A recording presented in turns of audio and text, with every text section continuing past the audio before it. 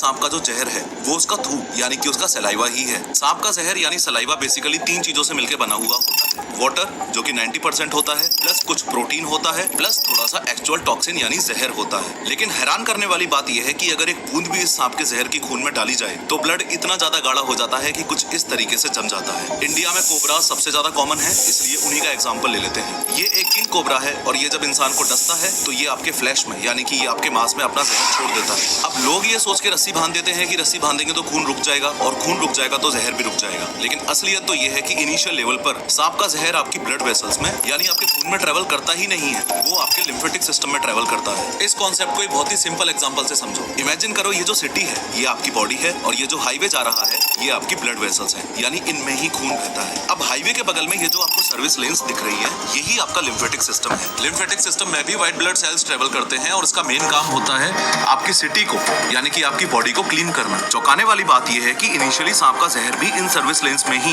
यानी इस lymphatic system में ही ट्रेवल करता है, आपके हाईवे पे नहीं यानी आपके ब्लड वेसल्स में नहीं। इसलिए सांप काटने के बाद जैसे ही आपने रस्सी बांधी वैसे ही आपने सिर्फ हाईवे पर बैरिकेड लगाया है। सर्विस लेन्स अभी भी खुली पड़ी हैं और जहर उनके थ्रू आपकी बॉडी में ट्रेवल ऑलरेडी कर चुका है। इसलिए रस्सी बांधने से आपका नुकसान कुछ ऐसे होगा कि हाथ के उतने हिस्से में पहले तो ऐसा एडिमा डेवलप हो जाएगा, फिर ऐसे ब्लिस्टर्स पड़ जाएंगे और हाथ नीला पड़ जाएगा और सबसे लास्ट में कंपार्टमेंट सिंड्रोम की नौबत आ जाएगी, यानी मसल्स पर इतना प्रेशर डेवलप हो जाएगा कि वो वहां से फट जाएंगे। 100 बात की एक बात यह है कि सांप काटने के बाद अगर आपने रस्सी बांधी तो जहर तो शरीर में वैसे ही फैला, ऊपर से हाथ काटना पड़ेगा वो अलग। साथ ही ये बात भी याद रखो कि ये इनिशियल स्टेज थी, वरना ऐसे तो सर्विस लेन्स लास्ट में जाके हाईवे में ही मिल जाती है। हाँ, बॉडी में भी। सांप काटने के बाद जान बचाने के लिए अगर सबसे घटिया हरकत कोई की जा सकती है तो वो ये है।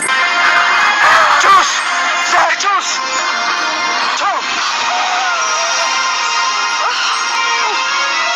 भाई जहर चूसना नहीं होता, ऐसा करने से एक नहीं दोनों ही मरेंगे। खैर, मॉडर्न मेडिकल साइंस का मानना है कि सांप के काटते ही सांप से दूर होने के बाद सबसे पहली कोशिश आपकी ये होनी चाहिए कि परेशान नहीं होना है, शांत रहना है। मैं समझ सकता हूँ कि उस समय शांत रहना असंभव है, इसलिए आपको बता रहा हूँ कि दुनिया में सिर्फ 30% सांप ही जहरीले होते हैं। 70% तो नॉर्मल सांप ही हैं और जो 30% जहरीले हैं उसमें से भी 50% चांसेस हैं कि सांप ने जहर इंजेक्ट किया ही नहीं, जस्ट आपको डराने के लिए उसने ड्राई बाइट किया था। मॉडर्न मेडिकल साइंस ये भी कहती है कि जहाँ सांप ने आपको काटा उस लिम्ब को बिल्कुल भी मूव नहीं करना है, क्योंकि जितना ज्यादा मूवमेंट करेंगे पूरी बॉडी में वेनम उतनी ही ज्यादा तेजी से फैल जाएगा। डॉक्टर्स का मानना है कि उस एरिया से ज्वेलरी और टाइट क्लोथिंग भी टोटली रिमूव कर देनी चाहिए। स्ट्रिक्ट गाइडलाइंस ये भी है कि सांप काटने के बाद किसी भी सपेरे या तांत्रिक के पास बिल्कुल नहीं जाना है। सांप के जहर से बचाने के लिए 2 रियली इंपॉर्टेंट बातें ये हैं कि या तो आपके पास या जिस भी पर्सन को आपने हेल्प के लिए बुलाया है उसके पास सांप की फोटो या डिस्क्रिप्शन होना बहुत जरूरी है और सांप ने कितने बजे आपको काटा ये बात पता होना भी बहुत जरूरी है। इनफैक्ट गाइडलाइंस तो ये भी कहती है कि सांप के काटने के बाद जैसे ही आप घाव धो के उस पर बैंडेज लगाते हो तो उसके ऊपर ही सांप के काटने का अप्रॉक्स टाइम भी लिख देना है। ऐसा इसलिए बोला जाता है कि हॉस्पिटल पहुंचते पहुंचते अगर पेशेंट बेहोश हो भी गया तो भी डॉक्टर को तो सही डिटेल बैंडेज पर दिख ही जाएगी। और सांप की फोटो खींच के रखने वाली बात के पीछे लॉजिक ये है कि एंटीवेनम्स बेसिकली 2 प्रकार के होते हैं, मोनोवेलेंट और पॉलीवेलेंट। आगे बढ़ने से पहले एक बात ये भी अच्छे से समझ लो कि सामने टेबल पर रखे हुए ये जो एंटीवेनम्स आपको दिख रहे हैं सांप काटने का